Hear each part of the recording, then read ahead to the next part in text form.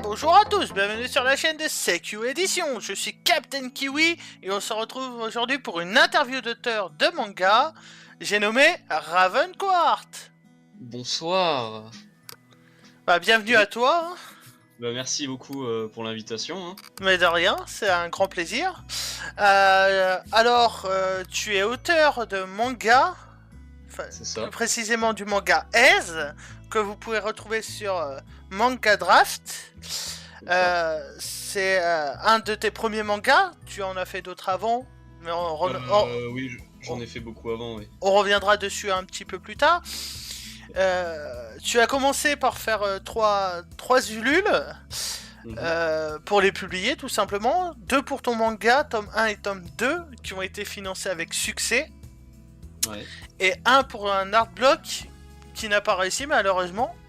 C'est ça. Ça arrive, hein, c'est... Ouais, il y avait plusieurs raisons à ça aussi. J'ai mal géré la chose.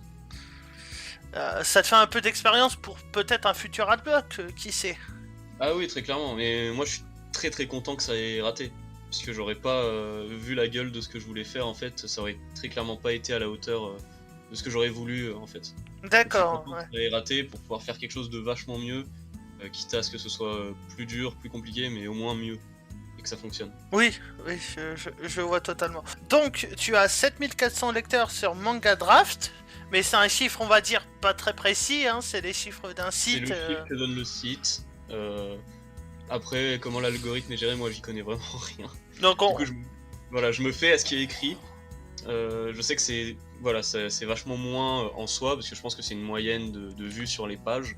Et vu qu'il y a beaucoup de pages et sûrement des gens qui commencent et qui s'arrêtent au milieu du tome 1 et peut-être d'autres qui arrivent au milieu du tome 2, ça veut pas dire grand chose en soi.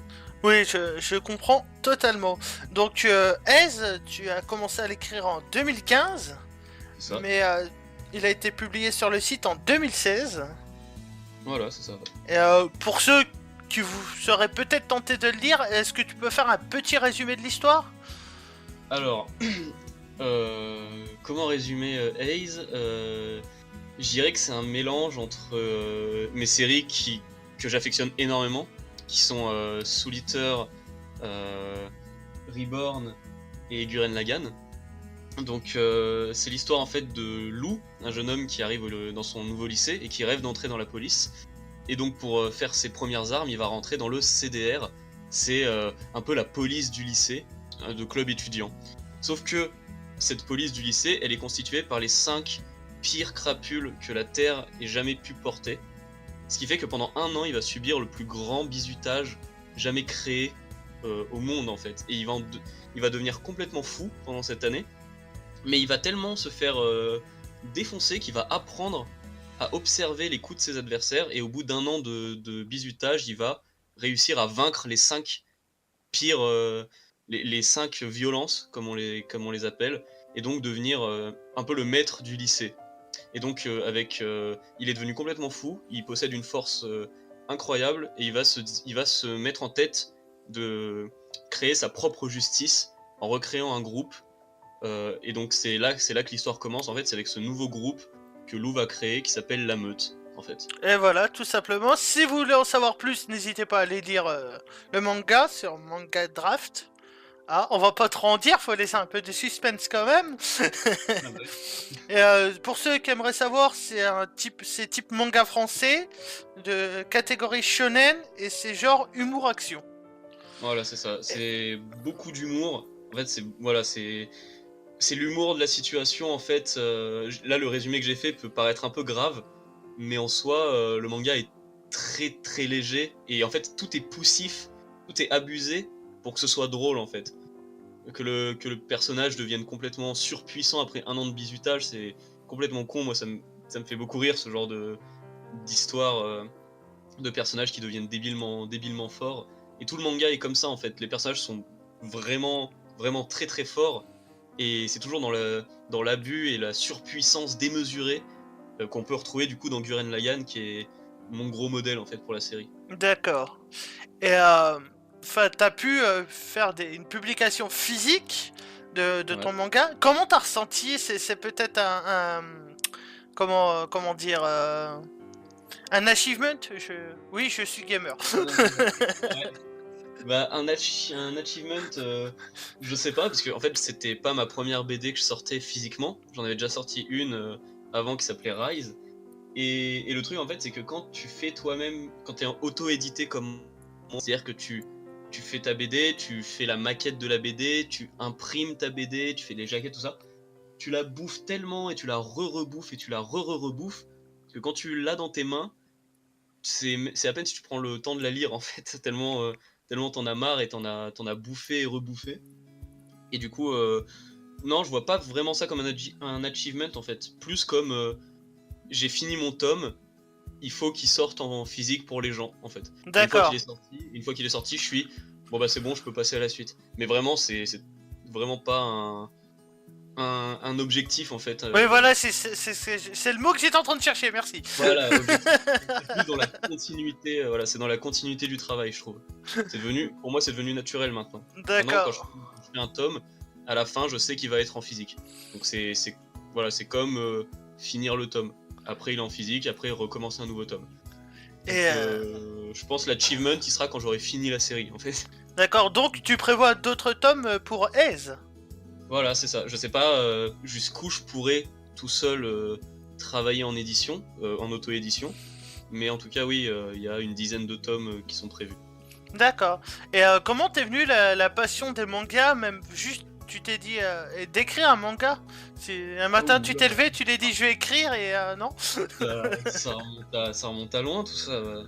Bah, comme la plupart des auteurs français ou d'ailleurs, hein, j'étais gosse, j'étais très jeune, mes parents m'ont acheté des mangas, mes potes lisaient des mangas, moi j'adorais ça, je dessinais. Et en fait, c'est venu tout naturellement en fait. J'ai commencé à faire mes premières BD. C'était du repompage de One Piece, de Naruto et de Fairy Tail. Mais moi j'adorais ça et de fil en aiguille, j'ai commencé à faire des histoires plus poussées entre guillemets, qui demandaient plus du travail personnel plutôt que de pomper sur d'autres œuvres.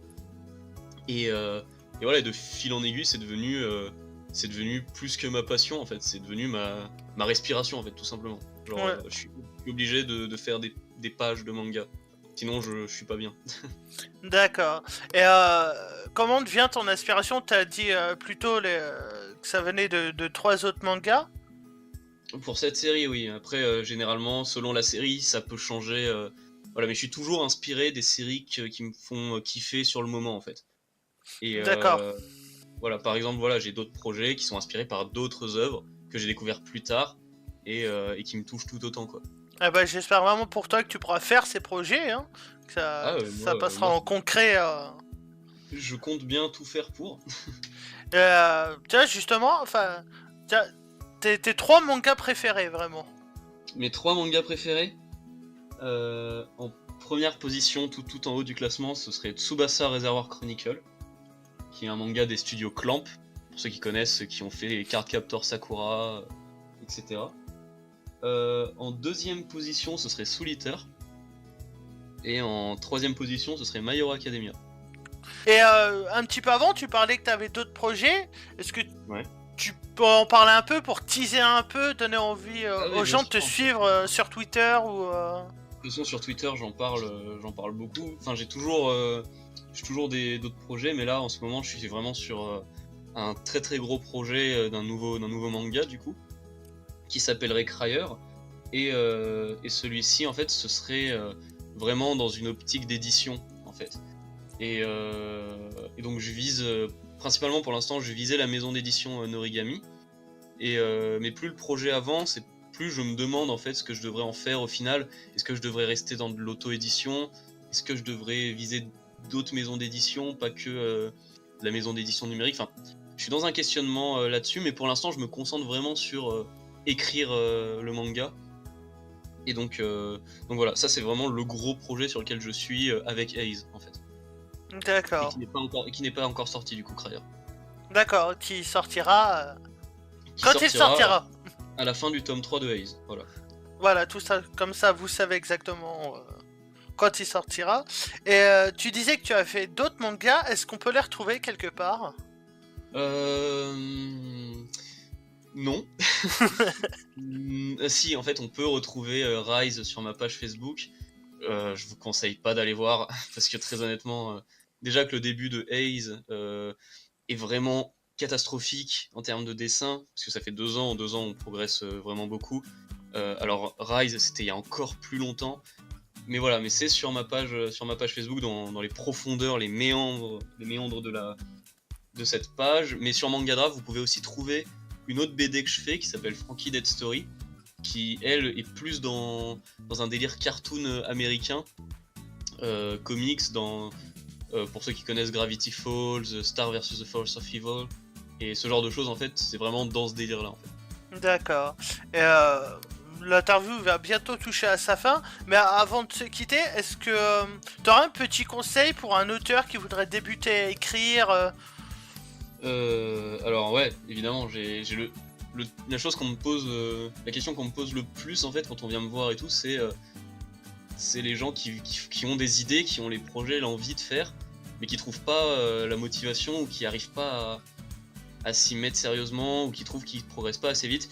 Il y a qu'un seul conseil, et ça tous les auteurs du monde vous le diront, c'est faites en fait. Arrêtez de réfléchir, arrêtez de vous demander s'il faut publier, s'il faut pas publier, s'il faut faire... Faites juste des pages de BD. Si vous voulez faire de la BD, faites des pages de BD. Parce qu'une BD, c'est des cases, c'est des bulles. Donc il faut s'entraîner à faire ça.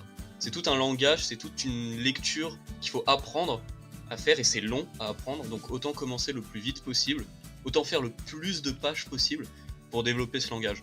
Donc ça c'est très important, c'est encore plus important que le dessin, encore plus important, vraiment, c'est faites des pages, entraînez-vous, et n'ayez pas peur de commencer, surtout, n'ayez pas peur. Eh bien voilà. Et du coup, avant de se laisser encore une fois, hein, je sais, est-ce que tu aurais un ou plusieurs auteurs de manga dont tu aimerais que je fasse l'interview? Alors j'en ai beaucoup, j'ai beaucoup de copains de Mangadraft dont j'apprécie énormément le travail. Je pense, pour moi, le top de Mangadraft en ce moment c'est Elson, donc qui écrit les 2 séries Color of the Earth et His Feeling, qui sont 2 romances. Ensuite, je pourrais te parler de Nico vs You, qui lui aussi fait de la romance, plus dans un plus shonenesque et plus slice of life. Je dirais plus inspiré des animés type Nisekoi, ce genre de choses. D'accord. Et puis un petit 3e pour finir. Là tout de suite, je pourrais te dire Inès Maui, qui fait Je ne veux pas d'elle chez moi. Je crois que c'est comme ça le titre. Et qui raconte l'histoire, voilà, d'une petite fille qui va rester seule avec une nouvelle babysitter pendant plusieurs semaines. Et du coup c'est très touchant, c'est très léger, c'est très bon, c'est très beau aussi. D'accord, bah je les contacterai, je verrai avec eux s'ils acceptent. Eh bien écoutez les amis, l'interview est finie. Je vous dis à très bientôt pour une nouvelle interview sur la chaîne Seikyu Edition. C'était Captain Kiwi. N'hésitez pas à vous abonner à la chaîne, à aller follow Raven sur Twitter, Facebook, et aller voir sa page Mangadraft. Et n'hésitez pas à lâcher le petit like. Au revoir tout le monde. Au revoir.